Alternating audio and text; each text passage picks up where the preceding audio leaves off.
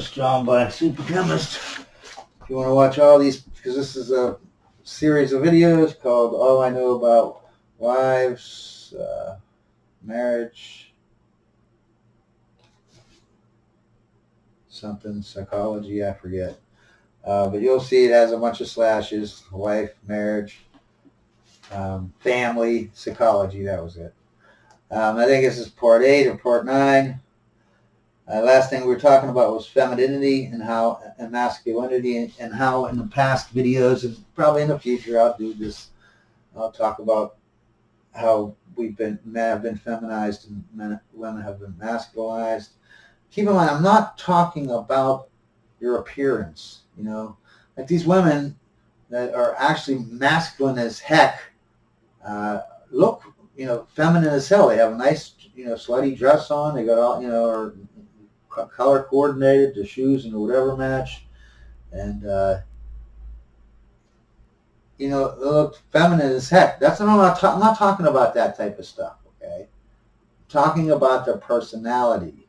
Okay, just like a woman keeps going to work and then they get more bossier and pushier around, and they can't admit that they're wrong on anything, and it just makes them more crazy, because they're not built to do it. It's like the bear. Yeah, you can make the bear ride on a little tricycle and balance a ball on his nose.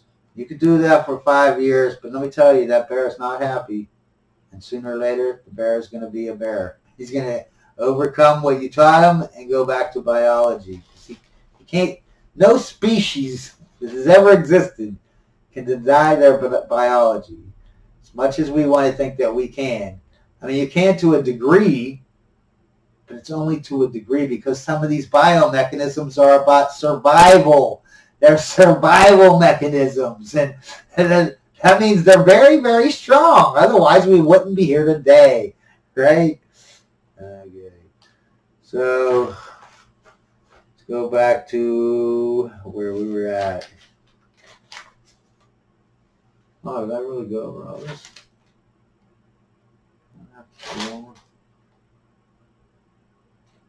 Oh, okay, I passed over a whole page here. Okay, well, let's do this page here then. We were talking about marriage and it needs to be a hierarchy, right? You need to have the leader and a follower. If a woman is the leader, your marriage is doomed. You might as well just give her half your stuff now. Why wait 5 years? You know what I mean? But you're...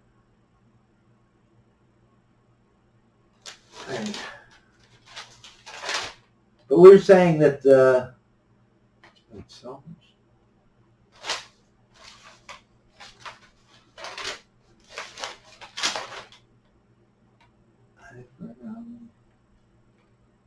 okay. Okay, so anyways, we went over that. We went over being selfish. Okay, so anyways, if you base your marriage on, love and compatibility, right? You don't care about biology, okay? You didn't listen to me about a submissive woman and a woman getting a dominant man. You wanted to go for love, which is basically a drug, and compatibility. So you're basically thinking like a child, okay? And you want to take the easy route. Because it's easy to pick the drug, right, which would be love. Yeah, that's the easy part. Okay. And it's easy to pick for compatibilities when you're not trying to find a lifelong marriage, okay? But when you do that, though, because compatibility in a Pastafarian religion, it's not about, or in a good hierarchy marriage, it's not about, compatibility isn't like about hobbies and interests, you know what I mean? Like, it has nothing to do with that, because your hobbies and interests are going to be opposite to each other, because men and women are opposite, so their interests are opposite. So, what matters is that when we're talking about compatibility, It has nothing to do with interest or hobbies in it when you're picking for a good marriage. It has to do with this, like how many kids is each one, economic status, expectations.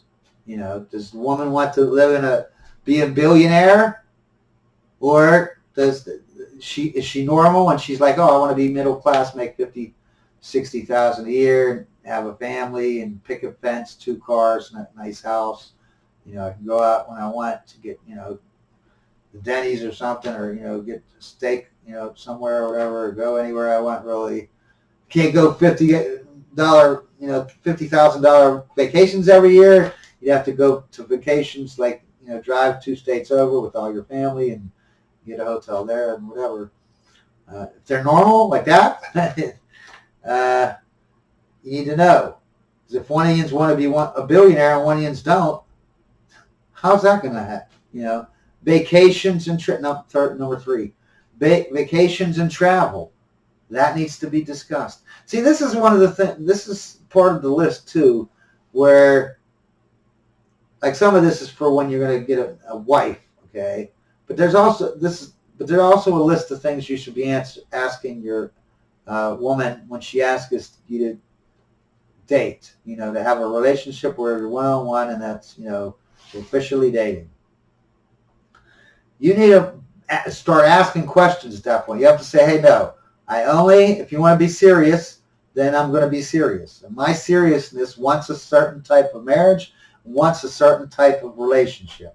So we need to discuss to see if we both want that same relationship. Because if you want a totally different type of relationship, what's the point in us getting together in that fashion, saying that we're boyfriend and girlfriend? But vacations and travel. If she wants to go to Dubai's, and France and all these other places, and you're like, well, I don't want to spend no $50,000 a year to go to a country where I don't even speak the language. When I could do anything in Dubai, you can do it in the United States. You don't have to leave the United States. The United States is so giant and has so many landscaping in different states and different this and that. You literally you cannot do anything. You can see the Eiffel Tower, that kind of thing. But there's nothing you can do there other than see the sights, but we have sights here too. We have the Mount Rushmore and Liberty statue and but you need to know, because if you're with a woman that wants to go to Dubai's every year, whatever that expensive place is, you need to know that. That's what it's about. That's compatibility. Not, hey, do you like to play checkers? Do you like to go bowling? No, that is, no one cares, okay, about those. Or you shouldn't. You shouldn't care about that. Are they submissive? Don't, because if you're having sex with someone, or you're just hanging out casually, blah, blah, blah, and you want, fielding out whether you should be boyfriend and girlfriend, once you get to that point where she wants to be your boyfriend, this definitely needs to be brought up, okay? Are you submissive, and why? Why do you think you're submissive? These women out here think they're submissive. They're masculine, more masculine than a truck driver and a strip joint, but they act like they're feminine because they dress very feminine. But that's not femininity is about, okay? I mean, yeah, sure, there is feminine dressing and masculine dressing. That has nothing to do with your personality being feminine or masculine. You know what I mean? You get a truck driver that, is 50 pounds overweight, you got a scruffy beard on, and you put him in a dress, he's still masculine, just like a woman. A woman that's masculine, and the truck driver's like, fuck this, blah, blah, blah, and he's smoking and his stashes are falling. Yeah, he's,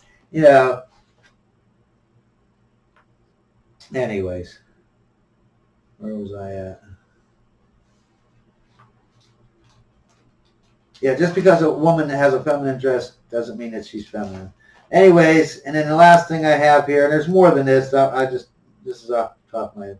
Another thing you'd have to do is 20 questions to see, and it's basically an idiot test or a feminazi test, and I'll go into that later on. Let's see, I'll give you an example. One of the 10 or 20 questions that you should always ask. Sit your woman down if she wants a relationship and say, I need to know the answers to these questions before I even think about, being boyfriend and girlfriend with you. First question, and I want you to keep in mind, I'm going to tell you, you don't tell the woman this, right? But I want you to think about it. What's the definition of a leader? Okay. And some people will say, patience, and they'll give me all these traits, he's strong, and he's this, and he's that. And all these traits are basically saying for a good leader. No, those are traits for a good leader. I'm saying because if you're very impatient, yeah, that makes you a bad leader. But if you're the leader, you're still the leader. You know what I mean? President can have all bad traits like he does right now with Biden. And he's still the leader. He's just a bad leader, okay? What makes a leader, by definition, is the man or the person who has the last word in every argument or debate. That's the definition, right? You know what I mean? Like if you have a coach, right, of the team, even if you have coaches underneath, they always have a head coach, right? That coach, you don't say shit back to him. You might give your opinion, right? You're going to say, I think we should do this play over here instead of that play, right? And if he says no, then it's no. If he says yes, then it's yes, right? He could be a crappy coach, but that don't make him, these traits like he's patient or whatever, no, that doesn't make a leader. That makes a good or a bad leader. What makes a leader is someone who has the last word in every argument or debate, right? So this is the first two questions you ask your lady, right? Do you want your man to be the leader? Okay, and they all say yes. If they say no, they're right there. That's it. Dump them. Get rid of them. Get them out of your life. They're toxic. They will destroy everything about you because they have no respect for you. Okay, they have none. No respect. And I'm not talking their conscious mind. Their conscious mind might have the most respect for you than they've ever had for any other man in their life. But their subconscious, it's run by their biomechanisms, their survival mechanisms. That subconscious part, yeah. Woo! Sooner or later it takes over. It gnaws and gnaws at that conscious, until finally the subconscious bursts into this conscious, and the subconscious hates you. And if it takes a long time to get into the subconscious part. So when it does get there, it's built up. It's concentrated hate, at that point.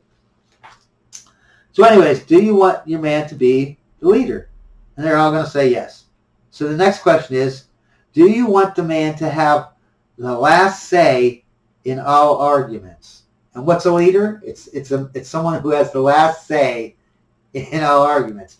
So these two questions, and what's funny is, and you can actually, don't tell them though, but if you want to do a test, like just go around and ask 20 women that you know that you're not interested in, just to see what their answers are, you can literally tell them, okay? And this is where I started to realize that, yes, this is true. These women cannot, and it's not that they, and I'm not saying, obviously, if you take the 10% of the top tier women in the world, the most intelligent, the most capable, the most whatever, yes, obviously they're going to be good leaders. They're, most likely they're going to be good leaders, okay?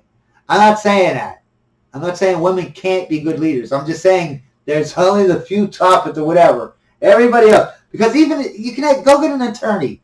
Go get a top tier attorney that's female. I guarantee you she'll fail this test and look like a moron, okay? So anyways, you're asking basically the same question. That's all it is. Question 3 and 4, yeah, they're the same exact question. I just replaced, just like here, I replaced leader with what the definition of a leader is, right? So that's all I did. For these 20 questions, that's all I did.